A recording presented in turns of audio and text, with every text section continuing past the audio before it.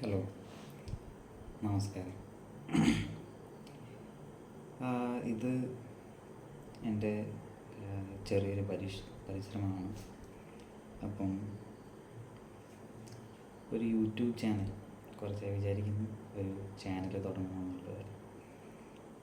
വേറൊന്നിനുമല്ല, നമ്മുടെ ഉള്ളിൽ കിടക്കുന്ന ചിന്തകൾ, നമ്മുടെ എല്ലാവരുടെ ഉള്ളിലും അത്യാവശ്യം ആശയങ്ങൾ, ചിന്തകൾ എല്ലാം ഉണ്ട്. അത് സമൂഹവുമായി പങ്കുവെക്കുക എന്നുള്ളതാണ് അതിൻ്റെ ഒരു പേർപ്പസായിട്ട് ഞാൻ പേഴ്സണലി മനസ്സിലാക്കുന്നത്. അപ്പം അതിന് പറ്റുന്നത് നല്ലൊരു പ്ലാറ്റ്ഫോമായിട്ടാണ് യൂട്യൂബ് എനിക്ക് തോന്നുന്നത്. അപ്പം നമ്മൾ പലപ്പോഴും നമ്മളുടെ ഒരു ചുരുങ്ങിയ സർക്കിൾസിൽ മാത്രം നമ്മൾ നമ്മുടെ ആശയങ്ങളും ചിന്തകളൊക്കെ പങ്കുവെക്കും. പക്ഷെ അതിനപ്പുറത്തേക്ക് പലപ്പോഴും അത് എത്തിപ്പെടാറില്ല. അത് എത്തിപ്പെടാൻ മാത്രം കൊള്ളാവുന്നതാണെന്നോ അല്ലെങ്കിൽ ഇത്രയും നിലവാരമുള്ളതാണെന്നോ ക്ലെയിം ചെയ്യില്ല. പക്ഷെ അത് നമ്മളുടെ ഒരു ചുരുക്കം സുഹൃത്തുക്കൾക്കിടയിൽ ഒതുങ്ങിപ്പോകും. ചിലപ്പോൾ നമ്മളത് പങ്കുവെക്കാത്തതോ പറയാത്തതോ കാരണം അത് വേറെ ആൾക്കാർ അങ്ങനെ ലൈക്ക് മൈൻഡ് ആയിരിക്കില്ല, അവരെ ബോറടിപ്പിക്കേണ്ടെന്ന് വെച്ചിട്ട്. പക്ഷെ ഈ ഒരു പ്ലാറ്റ്ഫോമിൻ്റെ ഒരു പ്ലസ്സായിട്ട് ഞാൻ കാണുന്നത്, അത് താല്പര്യമുള്ളവർ മാത്രമേ ഇതിനൊരു പ്രത്യേക കണ്ടൻറ്റ് കാണുള്ളൂ. നമ്മളൊരു കണ്ടൻറ്റ് ചെയ്ത് പുറത്തേക്ക് വിട്ട് കഴിഞ്ഞാൽ അത് ഉദ്ദേശിക്കുന്ന ആളുകളിലേക്ക് മാത്രമേ എത്തുള്ളൂ. അല്ലാത്തവരത് വേറൊരു കണ്ടൻറ്റിലേക്ക് അവർ പോവും.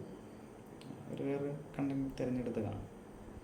അപ്പം നമ്മളിത് അവൈലബിളാക്കി വെക്കുന്ന സമയത്ത് അത് വേണ്ടവർക്കത് കാണാം. ചിലപ്പോൾ അത് അധികം പേരൊന്നും ഉണ്ടായെന്ന് വരില്ല. എന്നാൽ പോലും അത് മാത്രമല്ല, ഒരു ഡോക്യുമെൻറ്റേഷൻ ആണെന്നാണ് ഞാൻ മനസ്സിലാക്കുന്നത്. അപ്പം അങ്ങനെ ഒരു നമ്മുടെ ചിന്തകളുടെ, അഭിപ്രായങ്ങളുടെ, പേഴ്സണലി എൻ്റെ ചില നമ്മുടെ ഉള്ളിൽ ഇരിക്കുന്ന ആശയങ്ങളും കാര്യങ്ങളും നമ്മുടെ നിരീക്ഷണങ്ങളും ഒക്കെ പങ്കുവെക്കാനുള്ള, അതേസമയം അതൊരു ഡോക്യുമെൻ്റ് ആയിക്കോട്ടെ എന്ന് തോന്നുന്ന ചില കാര്യങ്ങളുണ്ട്. അതൊക്കെ എക്സ്പ്രസ് ചെയ്യാനാണ് ഇങ്ങനൊരു യൂട്യൂബ് ചാനൽ ഞാൻ മനസ്സിൽ വിചാരിക്കുന്നത്. കുറച്ചായി ചെയ്യണമെന്ന് വിചാരിക്കുന്നു. ഇപ്പോഴാണ് അതിനുള്ളൊരു മാനസിക പ്രാപ്തി ഒത്തുകിട്ടിയത്. അപ്പം ആദ്യമായിട്ട് അധികം സൗകര്യങ്ങളൊന്നുമില്ല, ഏറ്റവും ബേസിക്കായ രീതിയിലാണ് ഇത് ചെയ്യുന്നത്. അപ്പം ആദ്യമായിട്ട് സംസാരിക്കുമ്പോൾ ചൂസ് ചെയ്യണമെന്ന് ആഗ്രഹിക്കുന്ന ഒരു ടോപ്പിക് എന്ന് പറയുന്നത് നമ്മളൊരു സോഷ്യൽ എംപവർമെൻറ്റ് എത്രത്തോളം മെൻ്റൽ ഹെൽത്ത് ഇൻവോൾവ്മെൻ്റ് ഉണ്ട്, അല്ലെങ്കിൽ അതെങ്ങനെയാണ് ഒരു ഹോളിസ്റ്റിക് അപ്രോച്ച് എത്രത്തോളം അതിലാവശ്യം വരുന്നു എന്നുള്ളൊരു ടോപ്പിക്ക് ചൂസ് ചെയ്യുന്നതായിരിക്കും. ഞാനിതിൽ ആധികാരികമായി സംസാരിക്കാൻ ആരുമല്ല. ഒരു സാധാരണക്കാരൻ എന്ന നിലക്ക് എൻ്റെ ഒബ്സർവേഷൻസും തോട്ട്സും ഒക്കെയാണ് ഞാനിവിടെ ഷെയർ ചെയ്യാൻ ചെയ്യുന്നത്. അപ്പം സോഷ്യൽ എംപവർമെൻറ്റ് പൊതുവെ നമ്മൾ പറയുന്ന സമയത്ത് അത് നമ്മൾ ഉദ്ദേശിക്കുന്ന പലപ്പോഴും സോഷ്യൽ ജസ്റ്റിസ് കൊണ്ടുവരിക, അല്ലെങ്കിൽ ഇൻജസ്റ്റിസിൻ്റെ ഇറാഡിക്കേഷൻ, അല്ലെങ്കിൽ കുറച്ചുകൂടി സ്റ്റെബിലിറ്റി ഉണ്ടാവുക, ഹാർമണി ഉണ്ടാവുക, ഇതൊക്കെയാണ്. പക്ഷേ ഇതിലേക്ക് മെൻ്റൽ ഹെൽത്തിൻ്റെ ഇൻവോൾവ്മെൻ്റ് എന്ന് പറയുന്ന സമയത്ത്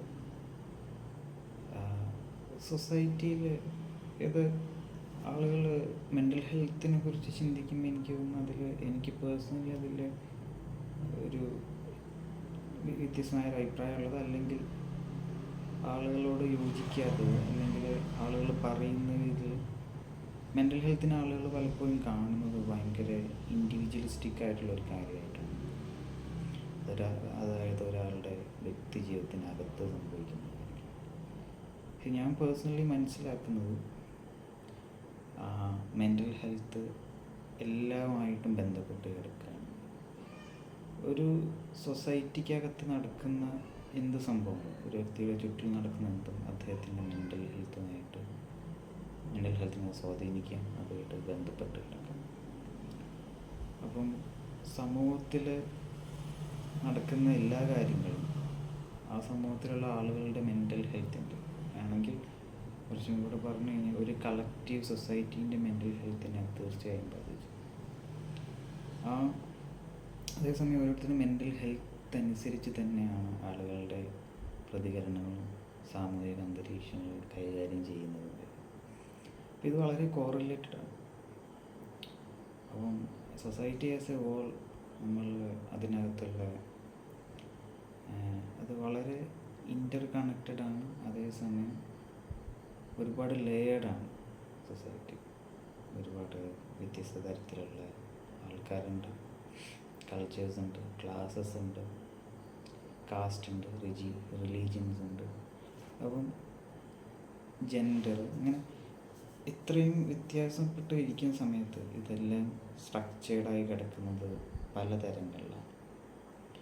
അതിൽ ഒരുപക്ഷെ ചിലരുടെയൊക്കെ ആവശ്യങ്ങൾ സാധിക്കപ്പെടുന്നുണ്ടാവും, ചിലരുടെ ചിലപ്പോൾ ഒരു ബ്ലൈൻഡ് സ്പോട്ടിലോ അല്ലെങ്കിൽ മനഃപൂർവ്വമായിട്ട് തന്നെയുള്ള ചില തെറ്റിദ്ധാരണകളുടെയും ബയാസിൻ്റെയൊക്കെ കാരണത്താൽ പലരും ആവശ്യങ്ങൾ സാധിക്കാത്ത വിധം അവർ സമൂഹത്തിൻ്റെ അടിത്തട്ടിലായി പോകുന്നുണ്ട്. ഇതെല്ലാം പല രീതിയിൽ ആളുകളുടെ മാനസികാരോഗ്യത്തെയും ബാധിക്കുന്നുണ്ട്. കാരണം ഒരു പറ്റം മനുഷ്യരുടെ നീഡ്സ് സാറ്റിസ്ഫൈഡ് അല്ലെങ്കിൽ തീർച്ചയായും അവർ ഹാപ്പി ആവില്ല എന്ന് മാത്രമല്ല, ഒരു സമൂഹത്തിന് ഉപകാരമുള്ള രീതിയിൽ ഉള്ള ഒരു പൊതുബോധത്തിലേക്ക് അവർക്ക് എത്താൻ പറ്റില്ല. അവരെക്കുറിച്ച് കണ്ണടയ്ക്കുന്ന ഒരു പ്രിവിലേജ്ഡ് ആയിട്ടുള്ളൊരു ക്ലാസ് ഉണ്ടെങ്കിൽ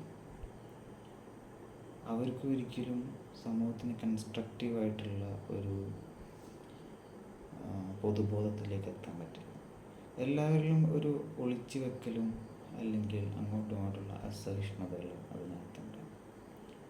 സമൂഹത്തിൽ നടക്കുന്ന ഓരോ ഇൻസിഡൻസും അതിനോട് ആൾക്കാർ പ്രതികരിക്കുന്നതിൽ ഓരോ പക്ഷങ്ങളും പ്രതികരിക്കുന്ന രീതിയിൽ തങ്ങളോടെന്തോ ഉണ്ടെന്ന് ഒരു പറ്റം മനുഷ്യർ പ്രതികരിക്കുന്നിടത്ത് തങ്ങൾക്കെതിരെയാണെന്ന് തോന്നിക്കഴിഞ്ഞാൽ അവരുടെ റെസ്പോൺസസ് ഒരിക്കലും ആ സമൂഹത്തിൽ സേഫ്റ്റി അല്ലെ ഹാർമണി പ്രൊഡ്യൂസ് ചെയ്യുന്നതിലേക്കാവില്ല. പകരം ഭയങ്കര ഡിഫെൻസീവായിരിക്കും. അങ്ങനെയുള്ളൊരു സൊസൈറ്റിയിൽ ജീവിക്കുമ്പം അവർക്കും അവിടെ ഒരു സേഫ്റ്റിയും പ്രൊട്ടക്ഷനും ഫീൽ ചെയ്യില്ല, പകരം മറ്റുള്ളവർക്കും ഫീൽ ചെയ്യില്ല. ഒരു തരം ഇൻടോളറൻസ് നിലനിൽക്കും. അപ്പോൾ ആളുകളുടെ മെൻ്റൽ ഹെൽത്ത് എങ്ങനെയാണ് അതിലേക്ക് ആസ് എ സൊസൈറ്റി അല്ലെങ്കിൽ കമ്മ്യൂണിറ്റി എത്രത്തോളം ഇൻവോൾവ് ആവുന്നു എന്നുള്ളത് നമ്മൾ കടക്കേണ്ടതുണ്ട്. ഏറ്റവും ബേസിക്കായിട്ട് മറ്റുള്ളവരുടെ കൺസേൺസിന് അത്രയധികം പ്രാധാന്യമുണ്ട്. നമ്മൾ ജീവിക്കുന്ന ഈ ലൈഫിൽ നമ്മളുടെ പല കാര്യങ്ങളും പേഴ്സണൽ, അവനവൻ്റെ ഒരു ഡിഗ്നിറ്റി, അവൻ്റെ സെൽഫ് എസ്റ്റീം, അല്ലെങ്കിൽ എന്താ പറയുക, അവനവൻ്റെ സെൽഫ് കോൺഫിഡൻസ്, അല്ലെങ്കിൽ മീനിങ് ഇൻ ലൈഫ്, ഇതിലെല്ലാം വളരെ ഇതിനൊക്കെ സ്റ്റേബിളാക്കുന്ന അല്ലെങ്കിൽ വളരെ സ്ഥായിയായ രീതിയിൽ ഇൻഫ്ലുവൻസ് ചെയ്യുന്നത് സൊസൈറ്റി തന്നെയാണ്. മറ്റേതൊരു പേഴ്സണൽ സ്പേസിൽ മാറിക്കൊണ്ടിരിക്കും. അതൊരു പേഴ്സണൽ ഇൻട്രോസ്പെക്ഷൻ അല്ലെങ്കിൽ നമ്മളുടെ ഒരു കൗതുകം, കസ്റ്റ്, ഇങ്ങനെയൊക്കെയുള്ള ഒരു ഏരിയയിൽ നിൽക്കുമ്പോൾ വളരെ സ്ഥായിയായിട്ട് അല്ലെങ്കിൽ നമ്മൾ നിലനിൽക്കുന്നത് സൊസൈറ്റിയിൽ നിന്നുള്ള ഇൻഫ്ലുവൻസസ് ആണ്. കാരണം അതാണ് ആക്ച്വലി പ്രൈമറി. ഇപ്പോൾ ഉദാഹരണത്തിന് ഒരു എംപത്തറ്റിക് ആയിട്ടുള്ള ഒരു നെയ്ബർഹുഡ് ഉണ്ടെങ്കിൽ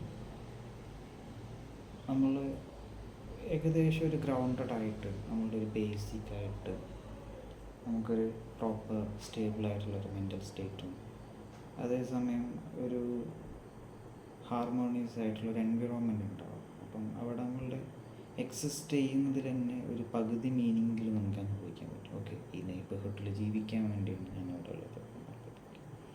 പക്ഷെ അതേസമയം ഇപ്പം ബാക്കിയുള്ള കാര്യങ്ങൾ, പേഴ്സണൽ പ്രിഫറൻസസ് അല്ലെങ്കിൽ പേഴ്സണലായിട്ടുള്ള അവനവൻ്റെ പാഷൻ അല്ലെങ്കിൽ ലൈഫിൻ്റെ മീനിങ്സും അവരുടേതായിട്ടുള്ള ജീവിതയാത്രയെക്കുറിച്ചുള്ള ഇൻ്റർപ്രിട്ടേഷൻസൊക്കെ ആ ഒരു ഗ്രൗണ്ടഡായ അവസ്ഥയിൽ നിന്ന്, ചുറ്റുമുള്ള സൊസൈറ്റീൻ്റെ കൺസേണും സ്നേഹത്തിൽ നിന്ന് കിട്ടുന്ന ആ ഒരു ഗ്രൗണ്ടഡായ അവസ്ഥയിൽ നിന്ന് ബാക്കി സമയം എക്സ്പ്ലോർ ചെയ്യാനുള്ള ഒരു ഗ്രൗണ്ട് കിട്ടുന്നുണ്ട്. അപ്പം അതിങ്ങനെ ഒരാളുടെ ലൈഫിൻ്റെ ഫേസിനൊക്കെ അനുസരിച്ച് അത് മാറിക്കൊണ്ടേയിരിക്കും. പക്ഷെ അതിനൊക്കെ അപ്പുറത്തേക്ക് വളരെ സ്ഥായിയായിട്ട്, ഗ്രൗണ്ടഡായിട്ട്, സ്റ്റേബിളായിട്ട് സൊസൈറ്റിയിൽ നിന്നുള്ള ഒരു സപ്പോർട്ടിൻ്റെ ആവശ്യമുണ്ട്. കാരണം അത് നമുക്ക് സമാധാനത്തോടെ ഇരുന്ന് ചിന്തിക്കാനുള്ള, ജീവിതത്തിൻ്റെ മറ്റ് പല തലങ്ങളെക്കുറിച്ച് ആലോചിക്കാനുള്ള ഒരു അവസരം തരും. അല്ലെങ്കിൽ നമ്മുടെ ചുറ്റിലുള്ള ആളുകൾ എന്താ ചെയ്യുന്നത്, അവരാരൊക്കെയാണ് നമുക്കെതിരെ അല്ലെങ്കിൽ എനിക്കെതിരെ എന്തൊക്കെ അനീതികളാണ് നടക്കുന്നതെന്ന് നമ്മൾ ആലോചിക്കും. അല്ല അതിനെക്കുറിച്ച് ഗോസിപ്പ് ചെയ്യും. അല്ല അതിനെക്കുറിച്ച് വളരെ ഡിഫെൻസീവായിട്ട് സംശയാലുമായിക്കൊണ്ട് ഇരിക്കുന്നത് തന്നെ ആളുകൾ സമയം സ്പെൻഡ് ചെയ്തു. ഓരോരുത്തരെയും എന്താ പറയുക, മോണിറ്റർ ചെയ്ത്, വാച്ച് ചെയ്ത് ഒരു ടെറിട്ടോറിയൽ ബോധത്തിനകത്തേക്ക് മനുഷ്യന്മാർ ചുരുങ്ങിപ്പോകും. ഇപ്പം ഒരു കവലയിൽക്കൂടെ പുതിയൊരാൾ പോവാണ്, ആരാണ് അയാൾ, ഇത്തരത്തിലേക്കുള്ള ഒരു കൗതുകത്തിലേക്ക് മനുഷ്യന്മാർ ചുരുങ്ങിപ്പോകും. പക്ഷേ ഒരു കൺസേണുള്ള സൊസൈറ്റിക്കകത്ത് സംഭവിക്കുന്ന മനുഷ്യർ കുറച്ചുകൂടെ അയഞ്ഞാണ് ഇരിക്കുക. ആളുകൾ കുറച്ചുകൂടെ റിലാക്സ്ഡാണ്, ലേറ്റ് ബാക്കാണ്. ആളുകൾ എന്താണെന്ന് വെച്ച് കഴിഞ്ഞാൽ അത് ലെസ് ആങ്ഷ്യസ് ആയിരിക്കും മനുഷ്യർ. എനിക്ക് തോന്നുന്നു മനുഷ്യരെ ഏറ്റവും കൂടുതൽ ട്രിഗർ ചെയ്യുന്ന ഒരു ആങ്സൈറ്റി സോഷ്യൽ ആങ്സൈറ്റിയാണ്. അതിനെ ചുറ്റിപ്പറ്റിയാണ് ബാക്കി ആങ്സൈറ്റീസൊക്കെ നിൽക്കുന്നതെന്ന് എനിക്ക് തോന്നുന്നു. അപ്പം സൊസൈറ്റിയിലുള്ളൊരു ഹാർമണിയും മ്യൂച്വൽ റെസ്പെക്റ്റും ആണ് ഓരോ വ്യക്തികളും നേച്ചർ ചെയ്യുക. അതുകൊണ്ട് as A society it is inevitable that there will be a lot of differences. There will be a lot of different opinions and different way of operating within people, different way of operation within people. അതുകൊണ്ട് ആളുകൾ വളരെ വ്യത്യസ്തരായിരിക്കും. ആളുകൾ ഓരോരുത്തർക്കും വ്യത്യസ്തമായ ആശയങ്ങളായിരിക്കും. ഓരോരുത്തർക്കും വ്യത്യസ്തമായ ജീവിതാനുഭവങ്ങളാണ്. Resources divide ചെയ്തതിൽ പലർക്കും പല അഭിപ്രായ വ്യത്യാസങ്ങളുണ്ടാകും. അപ്പം നമുക്ക് ഐഡിയോളജീസിനെ കുറിച്ച് നോക്കുന്ന സമയത്ത് ആർക്കും ഒരൊറ്റ ഐഡിയോളജിയിലേക്ക് സ്റ്റിക്ക് ഓൺ ചെയ്യാൻ പറ്റില്ല. നമ്മളുടെ ഐഡിയോളജി എല്ലാവരും ചൂസ് ചെയ്യണം അല്ലെങ്കിൽ റിസീവ് ചെയ്യണം എന്ന് വിചാരിച്ചു കഴിഞ്ഞാൽ അത് പോസിബിൾ അല്ല. അതേസമയം തന്നെ എല്ലാവരും എല്ലാ ഐഡിയോളജിയും ചൂസ് ചെയ്യണമെന്ന് വെച്ചാൽ അതും പോസിബിൾ അല്ല. അപ്പോൾ ഏതൊരു കോർ പ്രശ്നത്തെക്കുറിച്ചും ആളുകൾക്ക് വ്യത്യസ്തമായ അഭിപ്രായമുണ്ട്. പക്ഷേ നമുക്ക് ഈ ഒരു കൺസ്ട്രക്റ്റീവായിട്ടുള്ള അല്ലെങ്കിൽ സൊസൈറ്റീനെ സ്റ്റേബിളാക്കുന്ന, സൊസൈറ്റീനെ ഹെൽത്തി ആക്കുന്ന ഒരു പൊതുബോധത്തിലേക്ക് എത്താൻ പറ്റുക നമ്മൾ കോമൺലി എഗ്രി ചെയ്യുന്ന നല്ല കാര്യങ്ങളിലൂടെ മാത്രമാണ് മനസ്സിലാക്കുക. ഒരു കോമൺ ഗ്രൗണ്ടിലേക്ക് ആളുകൾ എത്താനുണ്ട്. ഇത് കോമൺ ഗ്രൗണ്ടിലേക്ക് എത്താൻ എന്താണ് വഴി എന്ന് ആലോചിക്കുമ്പം അത് ആക്ച്വലി ഓൾറെഡി എക്സിസ്റ്റ് ചെയ്യുന്നുണ്ട്. നമ്മൾ ചില കാര്യങ്ങളിലൊക്കെ ഓൾറെഡി കോമൺലി എഗ്രിയബിളാണ്. ഒരു ക്രൈസിസ് വന്നു കഴിഞ്ഞാൽ എല്ലാവരും ഇറങ്ങി ഹെൽപ്പ് ചെയ്യണം, അല്ലെങ്കിൽ ഒരു ക്രൈസിസ് വന്നു കഴിഞ്ഞാൽ എല്ലാവർക്കും ഭക്ഷണം ഷെയർ ചെയ്യണം. ഇതൊക്കെ നമ്മൾ കോമൺലി എഗ്രി ചെയ്യുന്ന കാര്യമാണ്. ഇതിൽ പക്ഷപാതങ്ങളില്ല. പക്ഷെ ഇതിൻ്റെ വളരെ ഡൈനാമിക്സിലേക്കും അല്ലെങ്കിൽ വളരെ ഡീറ്റെയിൽഡ് ആയിട്ടുള്ള കാര്യങ്ങളിലേക്ക് പോകുമ്പോൾ വ്യത്യസ്ത അഭിപ്രായങ്ങൾ വരും. പക്ഷെ വളരെ കോറായിട്ടുള്ള, വളരെ കോമൺ ആയിട്ടുള്ള പല കാര്യങ്ങളും നമുക്ക് കോമൺലി എഗ്രിയബിൾ മൊറാലിറ്റിയും വാല്യൂസും ആണ്. ആ ഒരു സ്പേസിലേക്ക് എല്ലാവരും എത്തിച്ചേരുകയും അതിനകത്ത് മാത്രമേ പൊതുബോധം നിലനിൽക്കാൻ പാടുള്ളൂ. അതിനപ്പുറത്തേക്കുള്ളതിനൊക്കെ ഒരു അവനവൻ്റെ വ്യക്തിപരമായതോ അല്ലെങ്കിൽ അവനവൻ്റെ ഒരു സംഘത്തിനുള്ളിലുള്ള അഭിപ്രായങ്ങളായിട്ട് അതിനെ ആ ഒരു പബ്ലിക് സ്പേസിൽ നിന്ന് കുറച്ച് പിന്നോട്ട് വലിച്ച് അവനവൻ്റെ എക്സ്ക്ലൂസീവായ സ്പേസിലേക്ക് കൊണ്ടുവരണം. അത് നമ്മൾ ആരായാലും നമ്മളുടെ വ്യക്തിപരമായ അഭിപ്രായങ്ങൾ അല്ലെങ്കിൽ നമ്മുടെ ഒരു കൂട്ടം ആൾക്കാരുടെ അഭിപ്രായം നമ്മളൊരു പബ്ലിക് സ്പേസിൽ ഇമ്പോസ് ചെയ്യാൻ ശ്രമിച്ചു കഴിഞ്ഞാൽ അവിടുത്തെ സ്റ്റെബിലിറ്റി പോകും, ഫ്രിക്ഷൻസ് റിലേറ്റ് ആവും. അപ്പുറത്തുള്ള ആളും അത് സംഭവം ചെയ്യാൻ പറ്റും. പിന്നെ അതൊരു പരസ്പരമുള്ള ഇൻടോളറൻസ് മൾട്ടിപ്ലൈ ആയിക്കൊണ്ടിരിക്കും. പക്ഷെ അതേസമയം നമുക്കത് വേർതിരിച്ച് കാണാൻ പറ്റില്ല. ഒരു പബ്ലിക് സ്പേസിലെ കോമൺ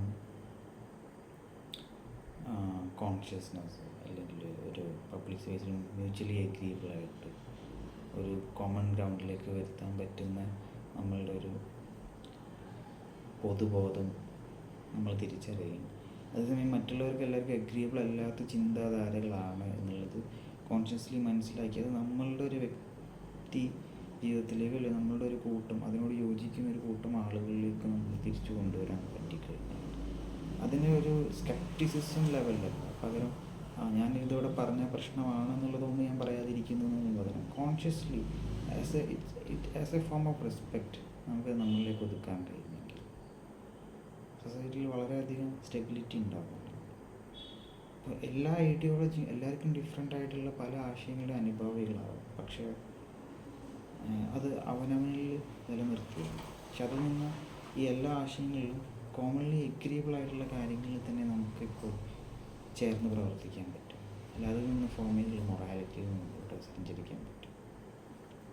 അത്തരത്തിലുള്ളൊരു മൊറാലിറ്റിയിലൂടെ സഞ്ചരിക്കുമ്പോഴാണ് നമ്മുടെ ബാക്കി പ്രശ്നങ്ങൾക്ക് പ്രോസസ്സ് ചെയ്യാനുള്ളൊരു സ്പേസും ടൈമും നമുക്ക് കിട്ടും.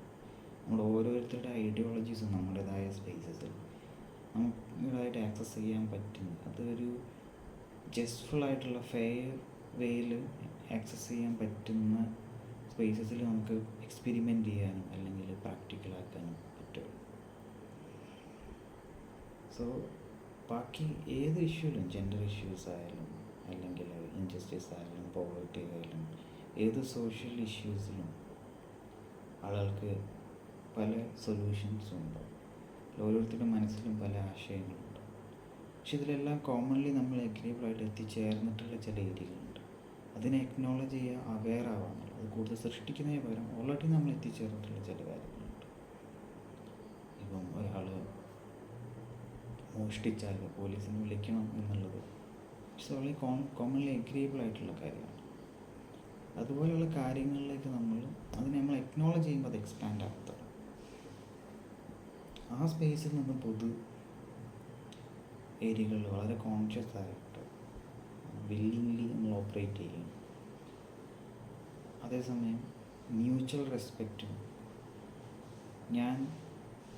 നമുക്ക് രണ്ടുപേർക്കും ഒരുപോലെ അംഗീകരിക്കാൻ പറ്റുന്ന കാര്യങ്ങളിൽ മാത്രം നമ്മൾ ഒന്നിച്ച് സഞ്ചരിക്കും.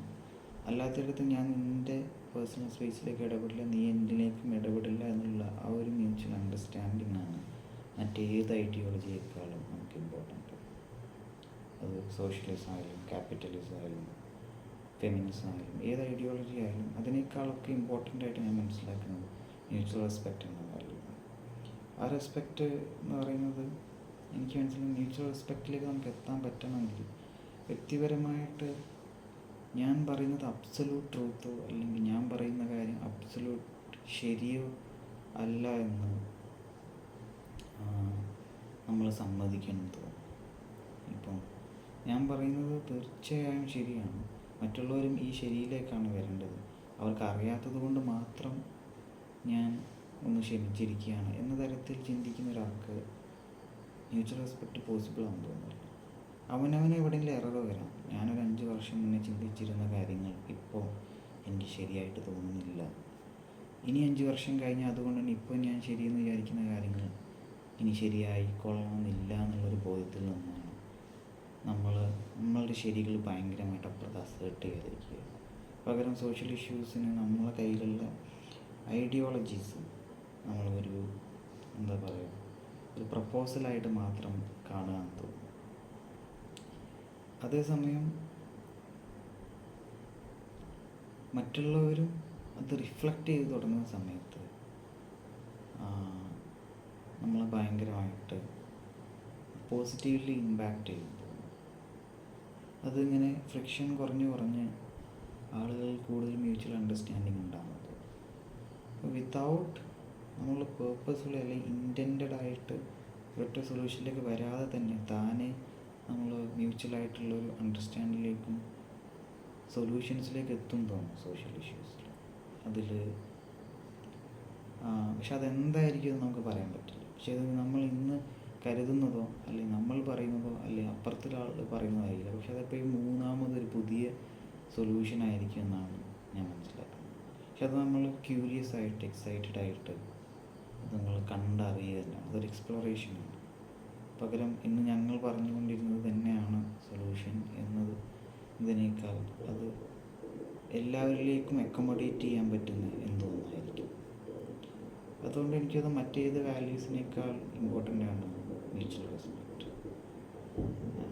എനിക്ക് എന്ത് കാര്യം ശരിയെന്ന് തോന്നിയാൽ പോലും വെറും പ്രാഗ്മാറ്റിസത്തിൻ്റെ അപ്പുറത്തെ മാത്രമല്ല, it's A form of respect. എനിക്ക് ഈ സൊസൈറ്റിയിൽ നിലനിൽക്കാൻ വേണ്ടി മാത്രം ഞാൻ മറ്റുള്ള ആളുകളുടെ അഭിപ്രായങ്ങളെ തീർത്തും ഭയങ്കരമായി എതിർക്കാതെ പകരം ഡിപ്ലോമാറ്റിക്കായി നിൽക്കുന്നതെന്നാണ് ഉള്ളതല്ല. അപ്പുറത്തിരിക്കുന്ന ആളുടെ അഭിപ്രായങ്ങൾ അവരെ സംബന്ധിച്ചതാണ്, അവരെ ലൈഫ് എക്സ്പീരിയൻസിൽ നിന്ന് അവർ വരുന്ന കാര്യങ്ങൾ.